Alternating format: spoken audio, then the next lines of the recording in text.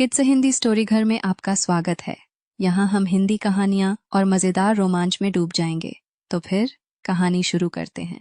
यह घटना मेरे साथ पिछले साल घटी थी, जब मैं अपने माता पिता के साथ घर पर थी। पिताजी कुछ अलमारियां लगा रहे थे और मम्मी अपनी खास दाल मखनी बना रही थी, जो हमेशा से हमारे घर का पसंदीदा था। तभी हमारे नए पड़ोसी, जो सड़क के पार वाले घर में हाल ही में रहने आए थे, हमें मिलने आए। वह एक अच्छे और बातूनी आदमी थे, लगभग 50 साल के। उन्होंने हमें बताया कि वह एक निवेश एजेंसी में काम करते हैं और वह एक ऐसे व्यक्ति लग रहे थे जिनसे आप आसानी से बात कर सकते थे। जब वह जाने लगे तो हमें बड़ी मुस्कान के साथ अलविदा कहा, लेकिन उनकी आंखों में कुछ ऐसा था जो मुझे थोड़ा अजीब लगा। इसके बाद मैंने उन्हें सड़क पर अक्सर देखा। शुरुआत में तो लगा कि यह बस संयोग है, क्योंकि वह मेरे पड़ोसी थे, लेकिन फिर मुझे यह महसूस होने लगा जैसे वह मुझे किसी न किसी वजह से लगातार देख रहे हों। एक दिन जैसे ही मैंने अपने माता पिता को देखा, वह अचानक मुझसे आए और पूछा, क्या तुम किसी सोशल नेटवर्क पर अकाउंट करवाई हो? मैंने सोचा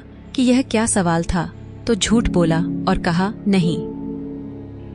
लेकिन फिर उन्होंने मुझे कहा, क्या तुम मेरी एक तस्वीर ले सकती हो? मैंने मना कर दिया और वहाँ से चली गई।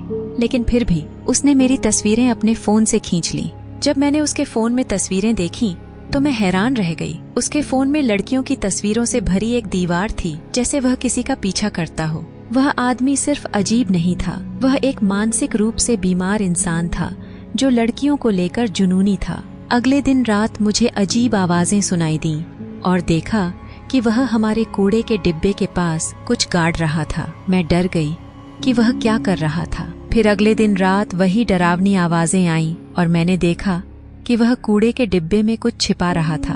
मुझे यकीन ही नहीं हुआ जब मैंने देखा कि वह मेरी इस्तेमाल की हुई सैनिटरी पैड उठा रहा था। अब यह तो हद ही हो गई थी। मैंने ठान लिया कि अब मुझे अपने माता पिता से बात करके पुलिस को बुलवाना ही होगा। मैंने अपनी आंखें बंद करने की कोशिश की, लेकिन अगली सुबह जब पुलिस की आवाजें सुनाई दी और लोग चिल्लाते हुए इधर उधर दौड़ रहे थे, तो मैं तुरंत डर से उठकर रसोई की तरफ भागी। वहाँ मैंने देखा कि पुलिस मेरे माता पिता को गिरफ्तार कर रही थी। मैं घबराई हुई उनकी तरफ दौड़ी, लेकिन तभी वह पड़ोसी मुझे रोकते हुए बोला, रुको, मुझे खेद है, लेकिन ये लोग तुम्हारे असली माता पिता नहीं हैं। ये लोग तुम्हें जब तुम सिर्फ 3 साल की थी तब अपहरण करके ले गए थे।